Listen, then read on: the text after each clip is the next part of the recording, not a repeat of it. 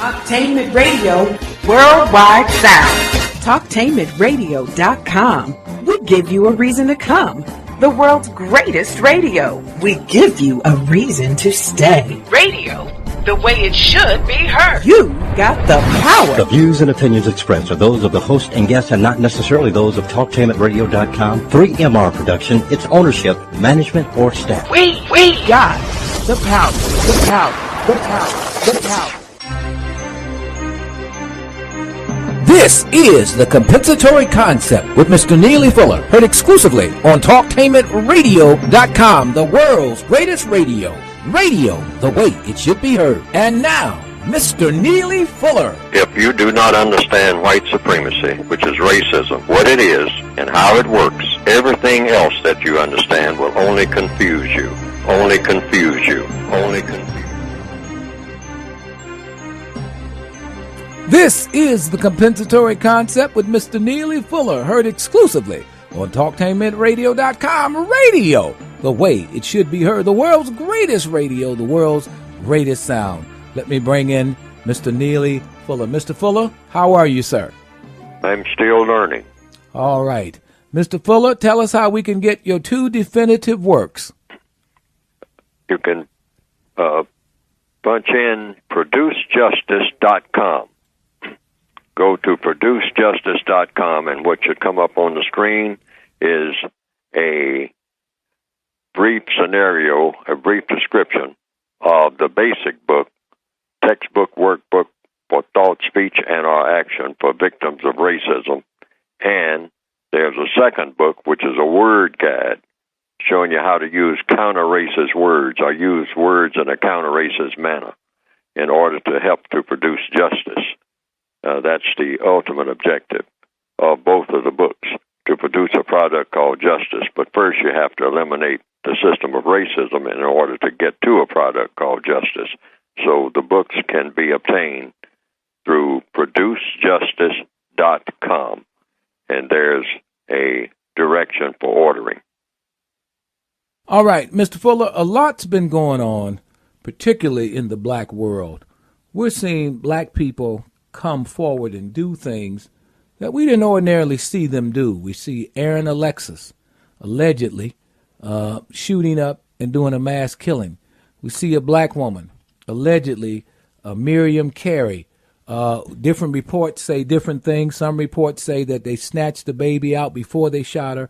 You just get a whole lot of different things. But you see her. You see a black man running across the mall, burning himself up, a black man. You see a little black 9-year-old boy get on an airplane. You see black men in fatigues being shot down. I mean, ever since Trayvon Martin, then you get the movie The Butler, you get the movie The Help, then you get the violent movie where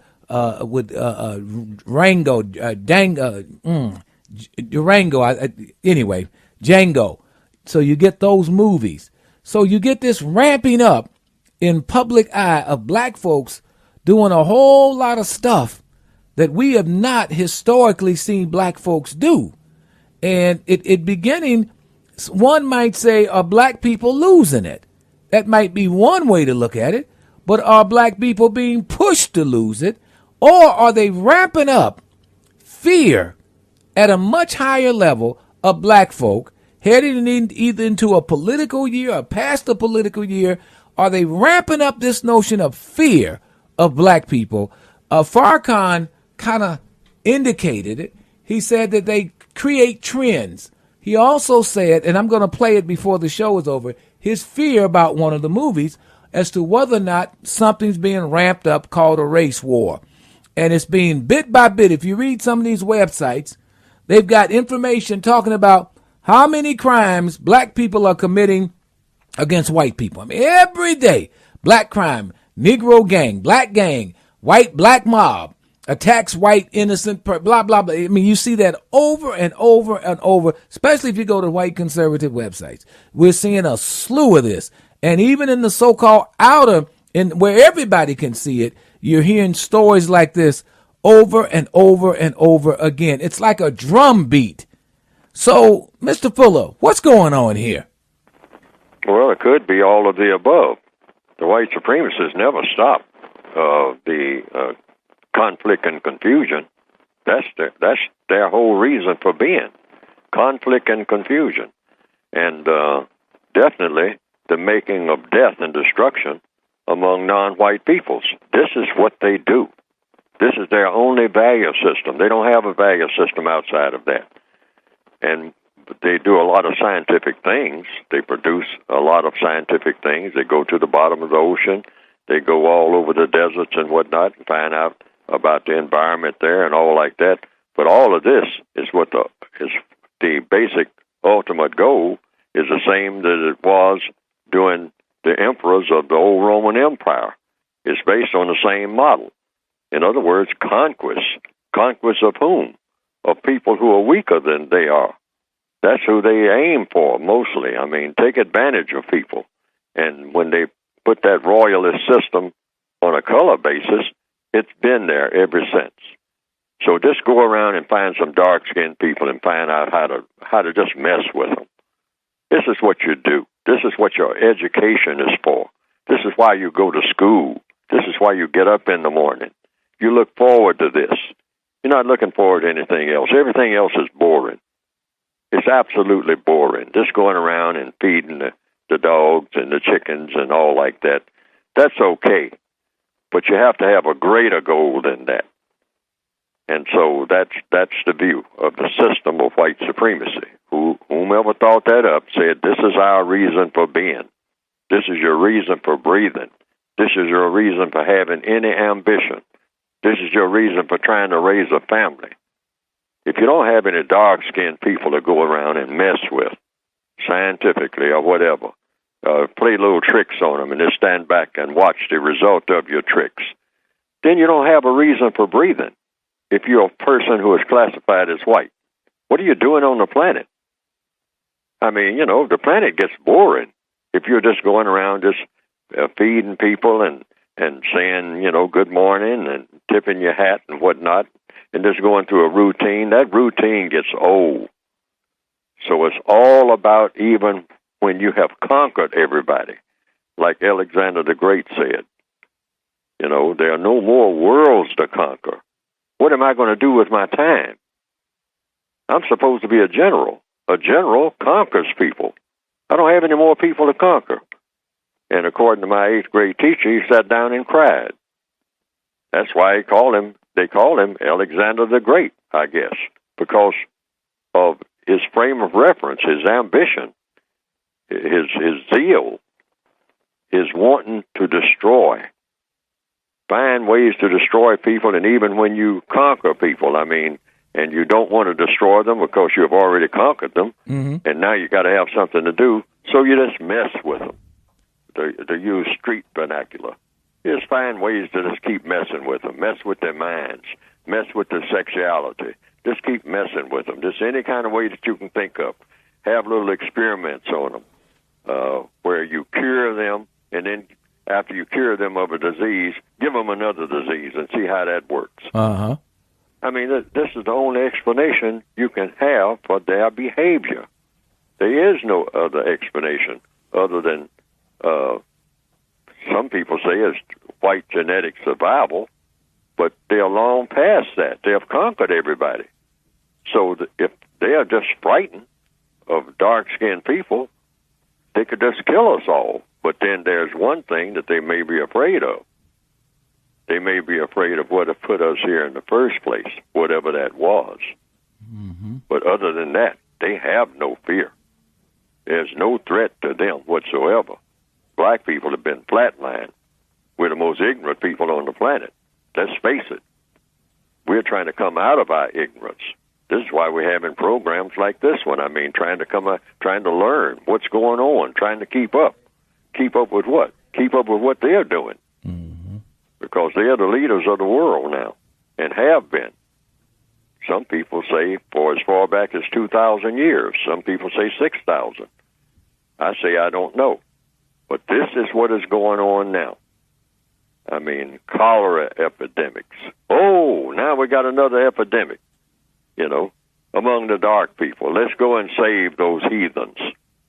And while we are doing it, I mean, put a little religion on them and whatnot, and let them know what religion is the dominant religion. That's the religion of white supremacy. That's the real name of it. No matter what guise it comes in, that's what it is. That's the strongest religion in the world, the religion of white supremacy. And so, we'll, work with their minds along that. And then, if we get a little bored, we'll give some of them some guns and turn them loose on the rest of them. And then we'll sprinkle drugs out there to keep their minds going in that direction. And every now and then we might even, when they come around wanting some type of medical care, we inject something in them and then turn them loose on the streets just to see what they will do and run that kind of experiment. They may go around smiling at everybody, and then they may just start shooting at everybody. Who knows? We'll try this particular chemical that we have come up with, a new chemical. We'll try it out on them. Let's have a ongoing Tuskegee experiments all over the world simultaneously and see how our new chemical experiments will work out among them before we do anything else with them. I think that's the general picture. You think because that's... this is what they have always done, ever since the establishment of white supremacy. This is to be expected. So you think that's pretty much how it goes? That's the way it goes. That's the way it's always gone, according to their own bragging. They used to brag about it. Now they don't brag about it because it's not good for business. But it appears that there are a lot of black folk who are up front right now, who are going through a lot of stuff. I'm beginning to wonder, though, Mr. Fuller, are black people losing it?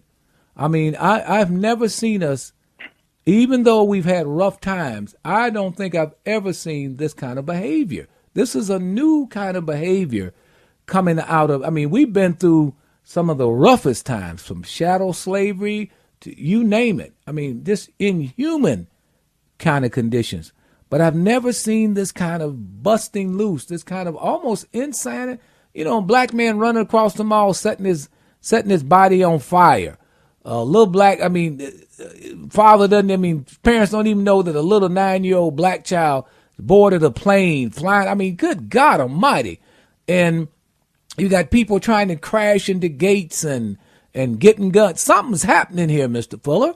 Something's happening here that begs an explanation. We just can't ward it off and give the same old explanation. Something is going on different here.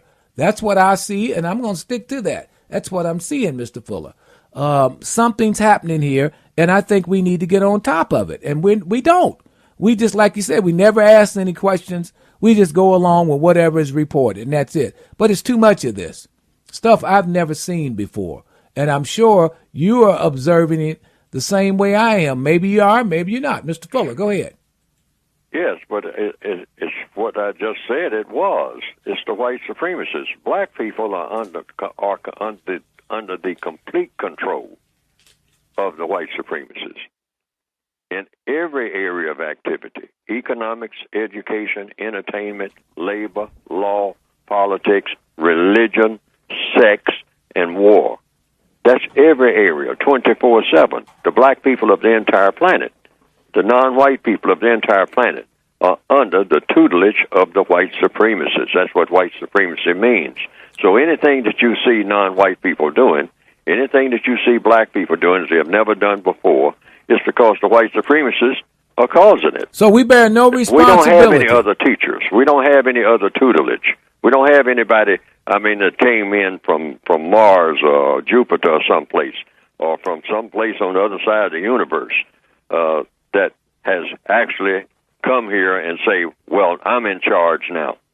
I'm taking over. You've had this racial system. You've had all these different kind of systems all down through your history. I am now on the scene, and I have now taken over, not preparing to take over. I have now taken over, and now people are going to conduct themselves the way that I say. That hasn't happened. It's the white supremacists who are still running everything. Okay, so what you're saying, Mr. Fuller, is that black people bear no responsibility for this kind of behavior we're seeing now? Well, responsibility means you're responding. We're responding to what is put on our plate. Whatever's put on your plate, that's the food that goes in your mouth.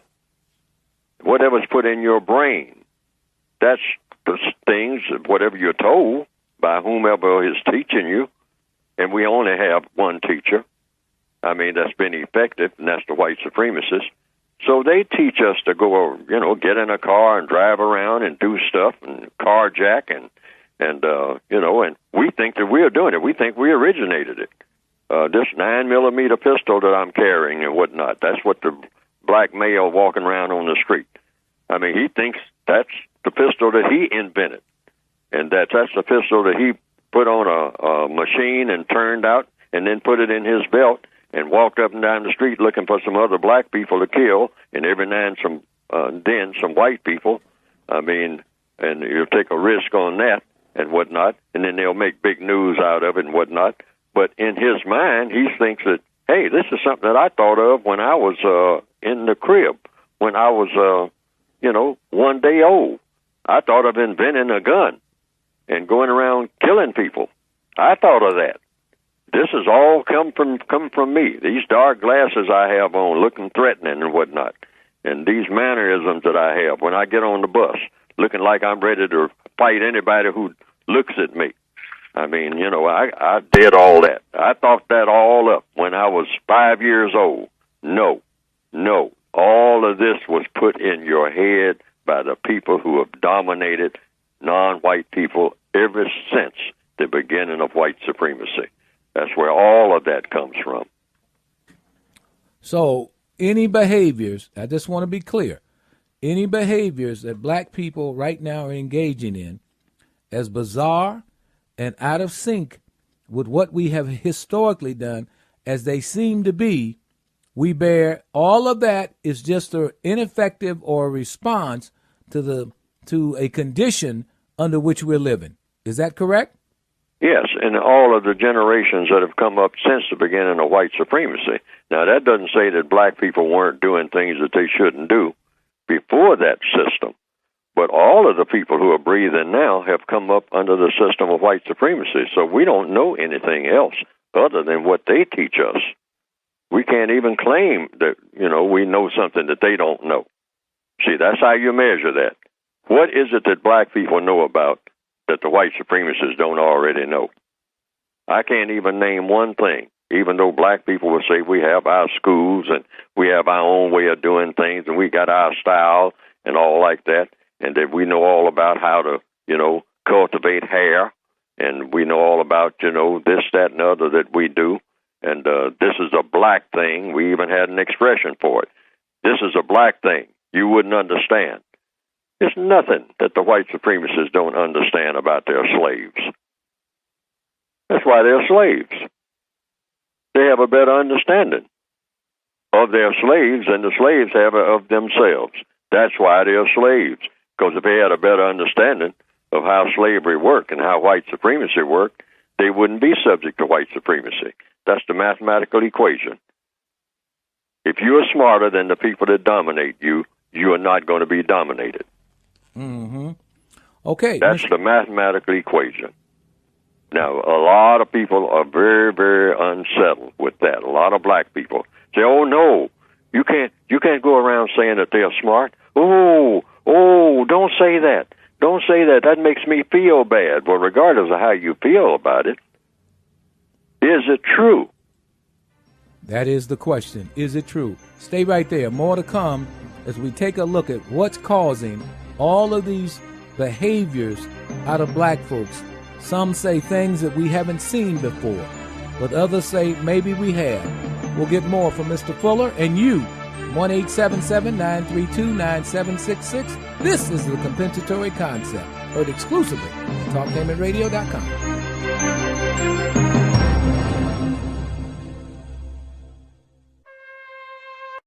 Richard Holt, research chemist, University of Rio Grande in southeastern Ohio. With your skin, you can see your condition. Richard's Remedy is a multi-purpose cream that works on a variety of skin conditions. I sell it in a 1-ounce container through the internet for $12.95 at richardsremedy.com. All major credit cards accepted. Call 937-607-4259 or go to email info@talktainmentradio.com for a free sample of Richard's Remedy. Talktainmentradio.com. Food for thought. Did you know that we spend 1/3 of our lives sleeping? If a person lives to be 90 years old, he or she will have spent about 32 of those years sleeping. But don't think that if we just spent more time awake, we could accomplish more in life. Our bodies don't work that way. Not getting enough sleep can contribute to stress, disease, obesity, poor memory, poor judgment, and a decrease in our abilities as we age. Lack of sleep causes accidents on the road and in the workplace. We need about 8 hours of sleep each night, and young people need even more. To that end, we should not consume caffeinated drinks past early afternoon. We should start to wind down as we near bedtime and make our bedrooms conducive to good sleep. No light exposure and a cool temperature. I guess I and many others should no longer fall asleep by the light of the television. That's another Food for Thought. To hear additional Food for Thought, stay tuned to TalkTainmentRadio.com. Radio, the way it should be heard. Every baby can have the freedom to move their way in Pampers Cruisers. They adapt at the waist, legs, and bottom with up to 12 hours of protection for our driest, best-fitting diaper. Pampers.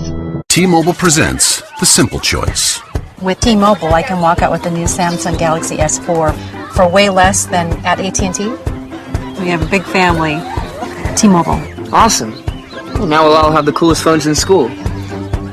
It almost makes up for the social stigma of living in a shoe. You live in a shoe. Choose to spend less upfront at activation for your new Samsung Galaxy S4 at T-Mobile. We're cracking down on Medicare fraud. The healthcare law gives us powerful tools to fight it, to investigate it, prosecute it, and stop criminals. Our senior Medicare Patrol volunteers are teaching seniors across the country to stop, spot, and report fraud. You can help. Guard your Medicare card. Don't give out your card number over the phone. Call to report any suspected fraud. We're cracking down on Medicare fraud. Let's make Medicare stronger for all of us. In 50 feet, turn left. Why are you driving so slowly? After a few drinks, I'm taking it slow. Well, you're not fooling the cop behind you. What? Get ready to pay in 0.1 miles. Getting pulled over for buzz driving could cost you around $10,000 in fines, legal fees, and increased insurance rates. Nothing kills a buzz like getting pulled over for buzz driving, because buzz driving is drunk driving. Brought to you by the National Highway Traffic Safety Administration and the Ad Council. The United Independent Compensatory Code System concept by Neely Fuller is considered as one of the substantial and basic books for understanding and effectively countering racism. Neely Fuller will turn upside down everything you've heard and everything you think you know about racism and how it works. Call area code 202-484-5461. 202-484-5461. Years ago, identical twins were separated at birth. Chris Paul was destined for love with basketball. Cliff Paul was destined to become a State Farm agent. They shared one invaluable trait. They were both born to assist. Find an agent born to get you to a better state. I don't believe people make movies just to entertain.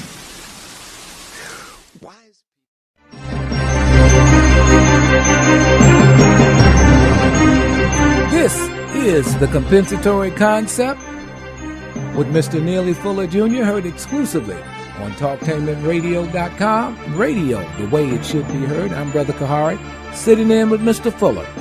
All right, Mr. Fuller, we've got a caller on the line. Caller, go ahead. Caller, go ahead. You have a question? Hello, caller? Okay. All right. Okay, Mr. Fuller. I guess sometimes you get people on the line and they get kind of, they're doing something else. But at any rate, Mr. Fuller, tell us again where we can get your works. You have two definitive works that have really set the stage for discussion on this issue around the world. Mr. Fuller, tell us where we can get those works, please. Let's go to producejustice.com, like in production, producejustice.com. And what should come up on your screen is a brief description of the textbook workbook for thinking, speaking, and acting for the individual victim of white supremacy. Now that's the basic subtitle of the book, but I'm making it more explicit to tell you what the book is about. It's a textbook workbook that's addressed to individual persons for thinking, speaking, and acting to counteract the system of white supremacy, and hopefully to replace that entire system with a system of justice. There's no point in getting rid of the system of white supremacy if you don't have a reason for getting rid of it, other than it's an evil system. We need a better system for running the planet, and that system theoretically would be a system of justice, which means guaranteeing that no person is mistreated. That's white, non-white, no person, period. Nobody's being mistreated. You can't have justice if somebody's being mistreated. So you want to guarantee that no person is mistreated and guarantee that the person that needs help the most gets the most constructive help. You have to have those two factors in order to produce a product called justice. Otherwise, we'll just settle for what we do have, and what we do have is a system of injustice, non-justice, principally in the form of the system of white supremacy, and all of the other so-called systems are just a part of that. All systems, different types of systems of mistreatment. And most of the things that plans that people make, have that ingredient in it. You're going to mistreat someone. If you stop and think about it, it's some type of plan. Average person who is just making plans just for the future.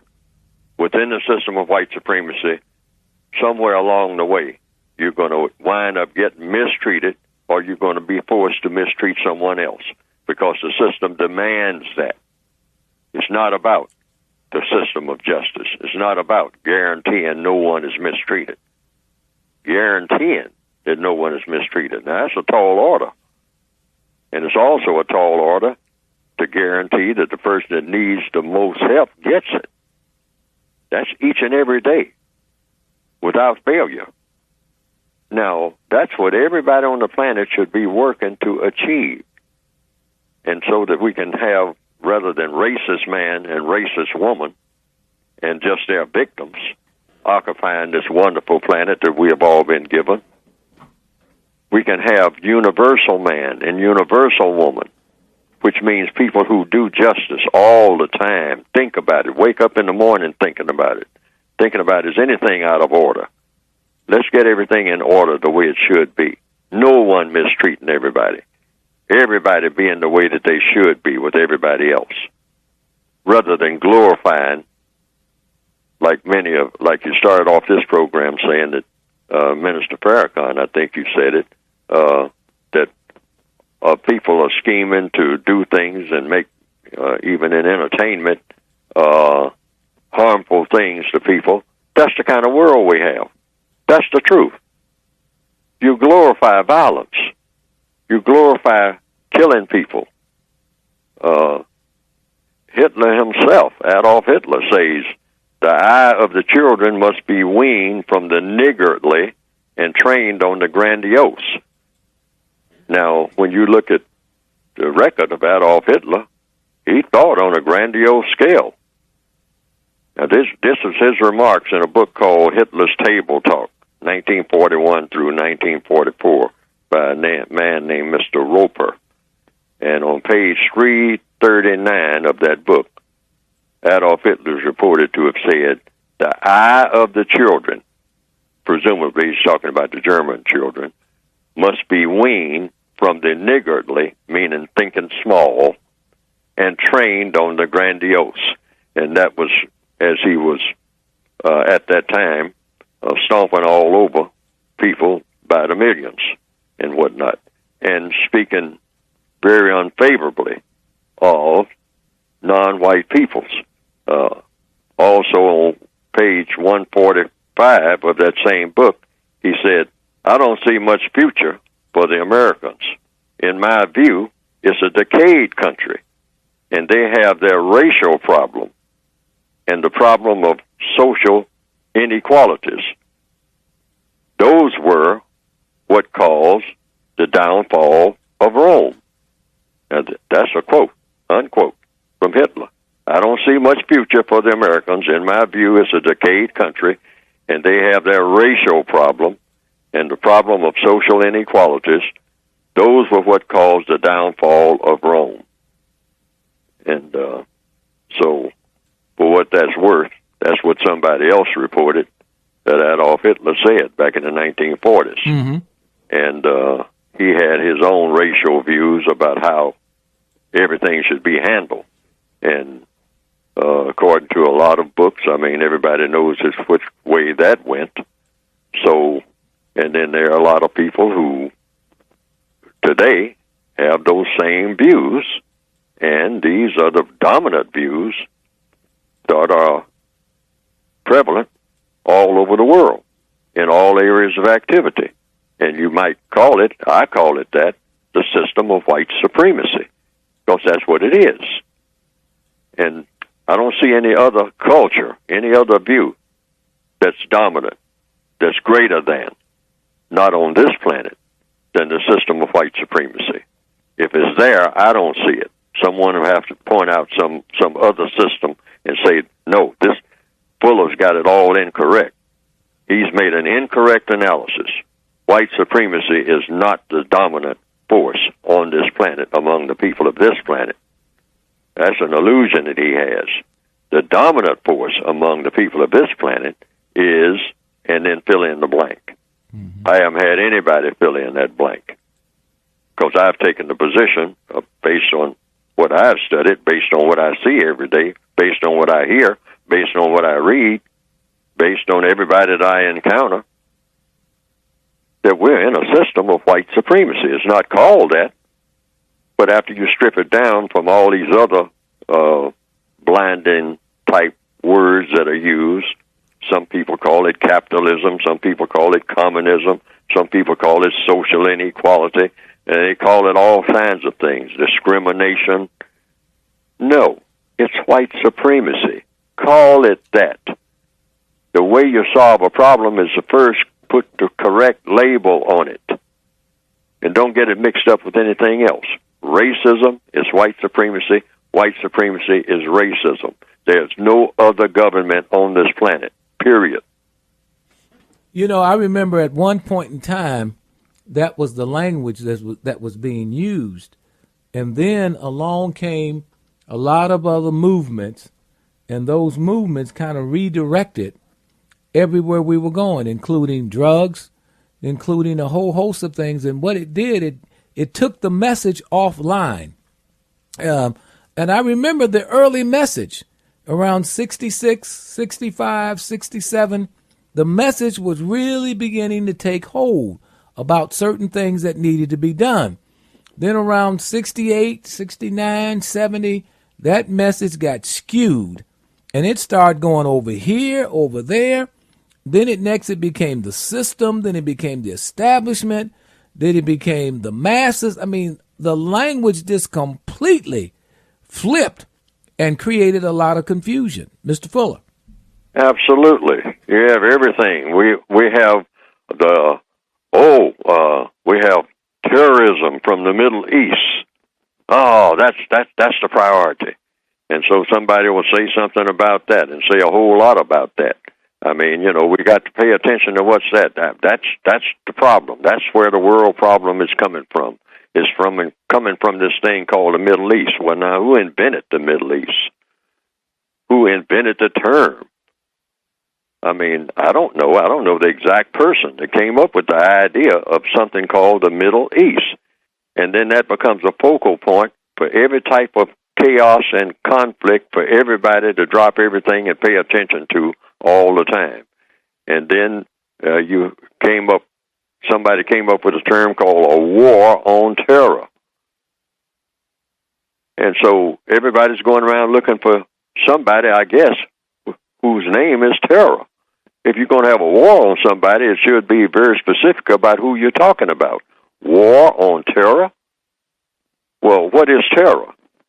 Well, according to everything that I have heard, terror is a state of a condition, a frightful condition. It's not a person. So if you're going to make a war on terror, you make a war on the terrorists, I guess. That would be the correct term. And who are the master terrorists?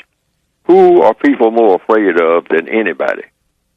If you're a dark-skinned person, you are more afraid of the white supremacists than you are of anybody who is walking the planet. And there might be some spiritual force that you have fear of, but while you're walking around on this planet on a day-to-day level and you have dark skin, the people that you are afraid of more than anybody, if truth be told, are white people, not all white people, but those white people who believe in white supremacy, which means those white people who are committed to doing harm to you. If you are a black person, you are afraid of them more than you're afraid of anybody, if you tell the truth, because they are the people who have the power to hurt you instantly. They don't have to wait. They don't have to negotiate. They don't have to get anybody's permission. All they got to do is come straight at you and clobber you with all of your family and everybody else standing there looking at it, and you are completely helpless to do anything about it because you haven't figured out how to do anything about it. You're too busy with one thing. In our minds, we've been trained to have too many other priorities. Mostly, what is black people's basic priority? Truth be told, showing off. Showing off to whom? Each other. That's our basic priority. We think of that about that more than anything else once we get a little bit of food in our stomachs and a little bit of knowledge, just a little bit, in our heads. Truth be told, what black people want most is to get in a position to show off to other black people. And other than that, we have no other goals in our existence. Well, Mr. Fuller, I guess it's time to go into kind of any issues that you want to bring up and see. I know you've talked with people during the week, and they probably have brought some things to your attention. Let's go there now. Mr. Fuller. Well, you will know people called it the government shutdown, which is a misnomer probably, most likely because the system of white supremacy hasn't been shut down. But be that as it may, what do you do? Because really, what codification is supposed to be about, counter-racist codification, or any kind of codification, is about doing something. So one thing that black people should be doing right now, particularly with the conglomerate of so-called prominent holidays coming up, principally Thanksgiving, and then the big one at the end of the year, Christmas. Make plans right now that you're not spending anything. Just shut that down altogether because you don't have it to spend, most likely, if you're the average person. So you're saying you're the average black person, but in the Northwestern Hemisphere and for sure in the rest of the world. Why, Mr. Fuller? Why should we do that when you've got children that are looking up to you, children who are going to feel bad, children who are going to feel mistreated, and you're going to have all the pressure of everybody looking down on you? Why should you do that, Mr. Fuller? Well, you don't spend money. You just you teach them what is going on. You teach them about a shutdown. You teach them about a lack of money. This is a teachable moment, is that term that President Obama has used. So we should have a whole bunch of teachable moments each and every day, really, all year round. You teach your children about, hey, you don't spend money to show off to nobody. We're not in position to do that. When you get up in the $5 billion class, then maybe you can start thinking about, when you have $5 billion, maybe you can think about purchasing something to show off. Maybe. But then, for what reason? What are you showing off for?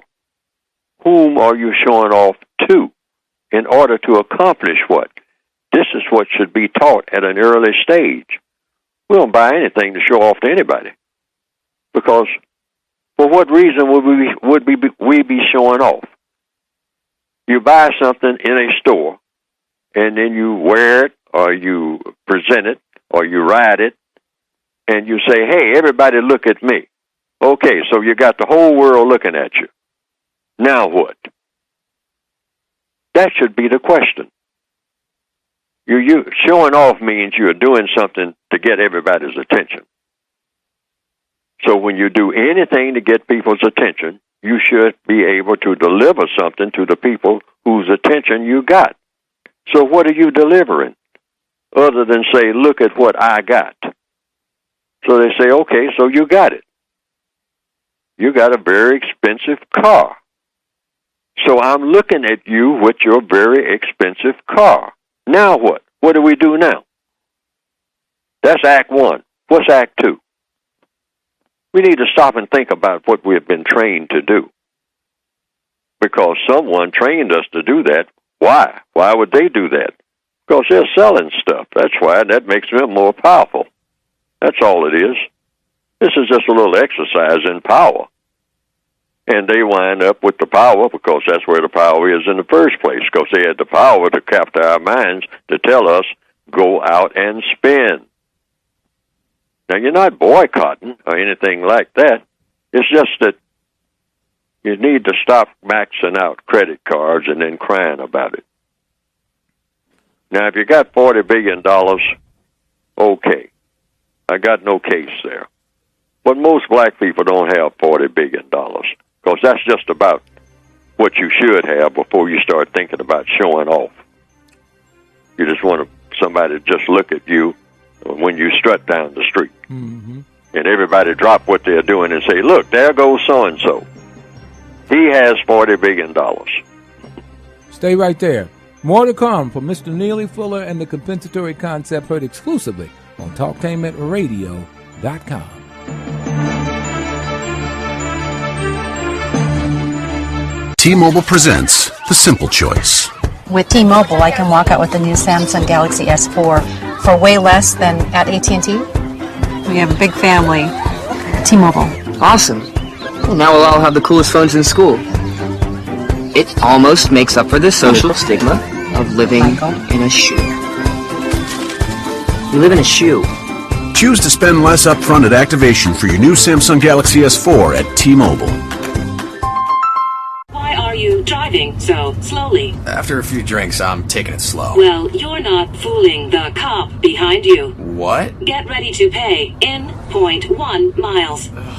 Getting pulled over for buzz driving could cost you around $10,000 in fines, legal fees, and increased insurance rates. Nothing kills a buzz like getting pulled over for buzz driving, because buzz driving is drunk driving. Brought to you by the National Highway Traffic Safety Administration and the Ad Council. The United Independent Compensatory Code System concept by Neely Fuller is considered as one of the substantial and basic books for understanding and effectively countering racism. Neely Fuller will turn upside down everything you've heard and everything you think you know about racism and how it works. Call area code 202-484-5461. 202-484-5461.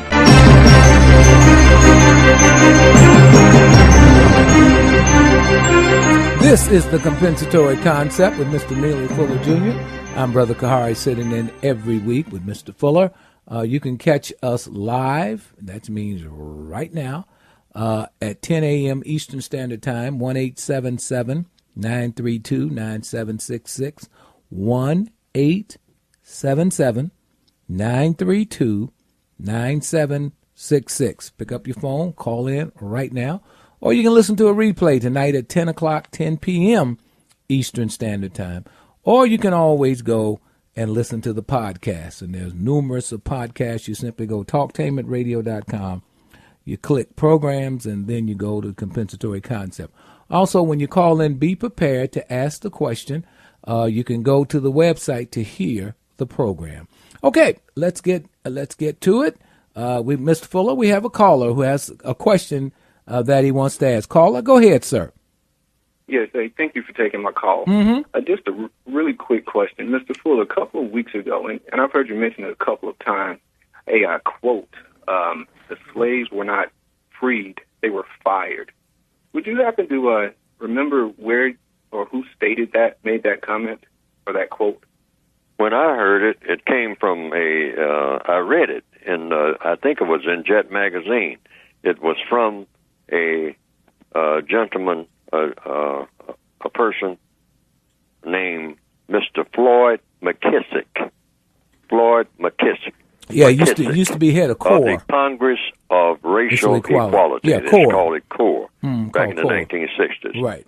And he is, if I remember correctly, the person who reported, at least, I don't know if he originated the term, but he said the slaves were not freed, they were fired.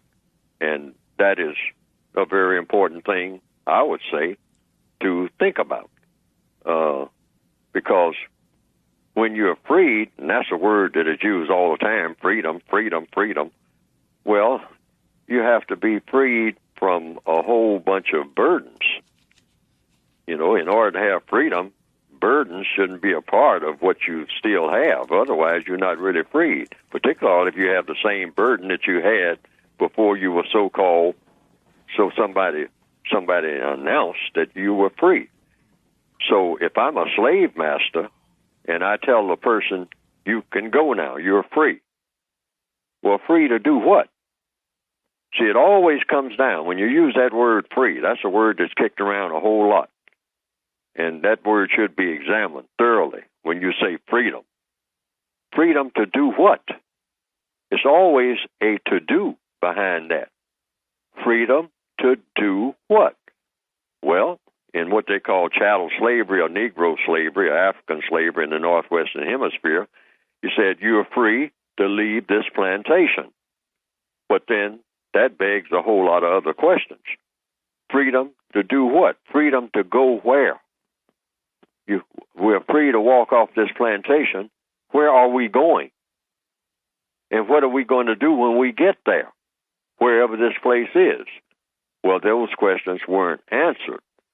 So a lot of the people drifted down the road, and when it started getting dark after after 3 or 4 nights of being on the road, I guess someone raised the question, where are we going? And then they probably discussed it among themselves. I'm quite sure they did. They said, well, we'll go north. But when they got to where they call north, a lot of the people told them, well, yeah, you were freed, and somebody turned you loose from wherever you were, but I don't have anything for you. So you'll have to do something for yourself.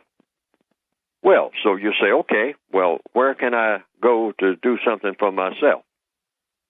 And they say, well, you have to find a place to do something for yourself. Say, well, maybe we can go back where we came from.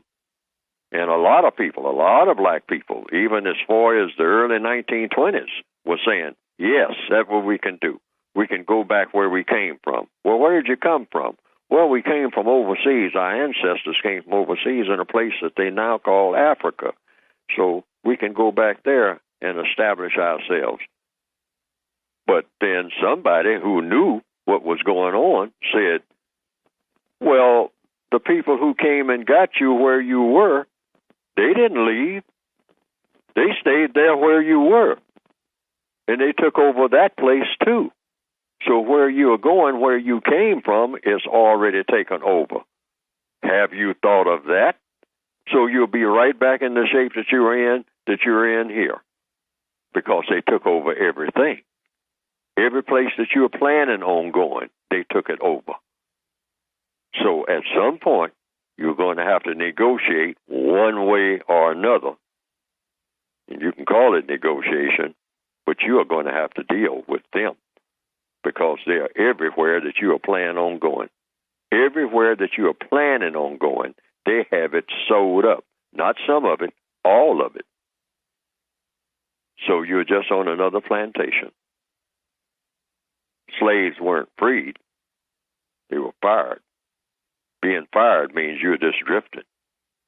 You don't have any support system. You're not drawing unemployment compensation. Caller, did that answer your question? That does. That makes total sense. Thank you very much. Okay, appreciate your call.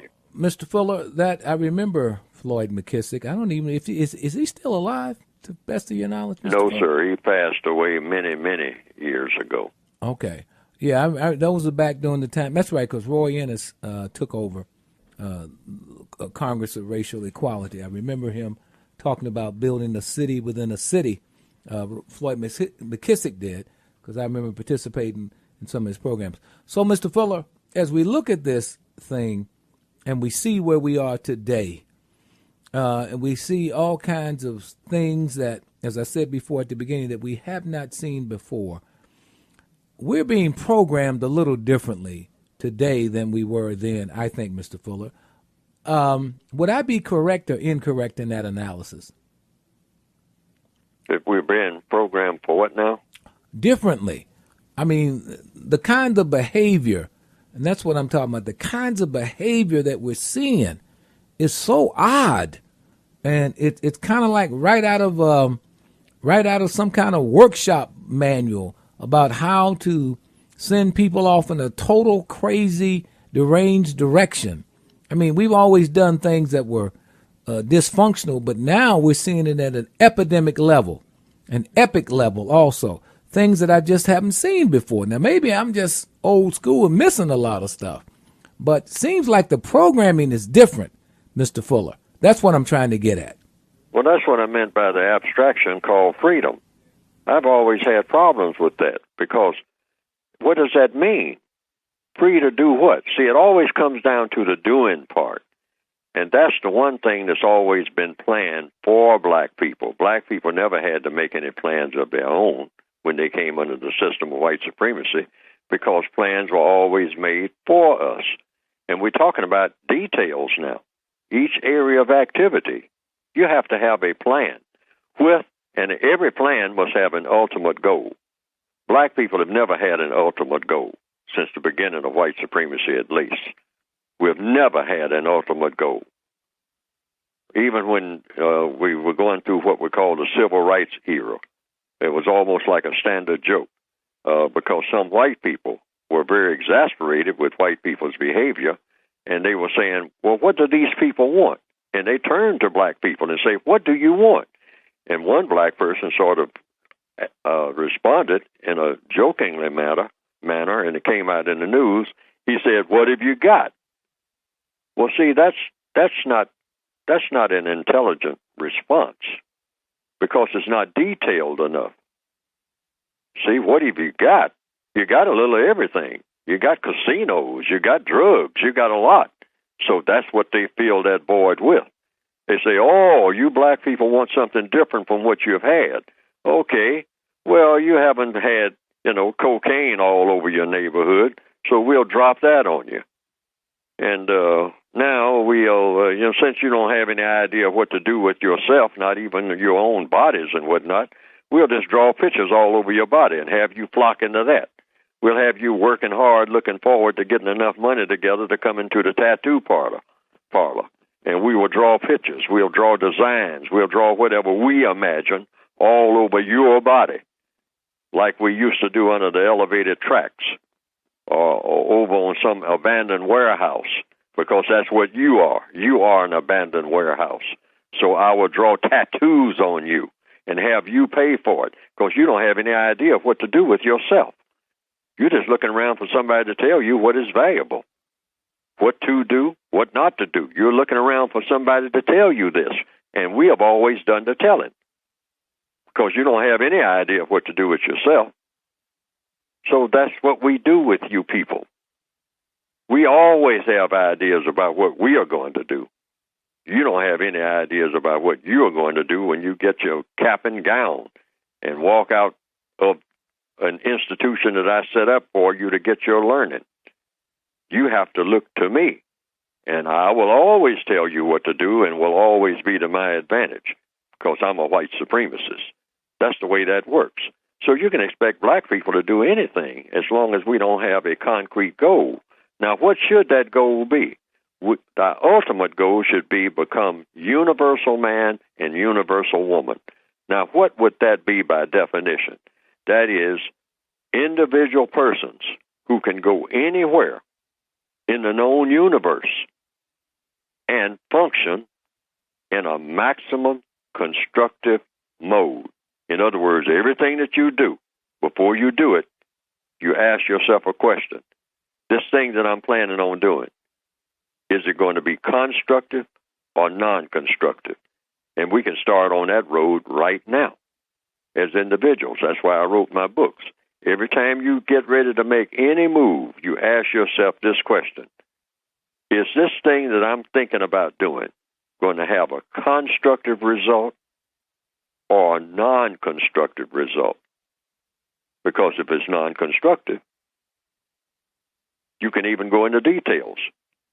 Is it non-constructive? How is it non-constructive?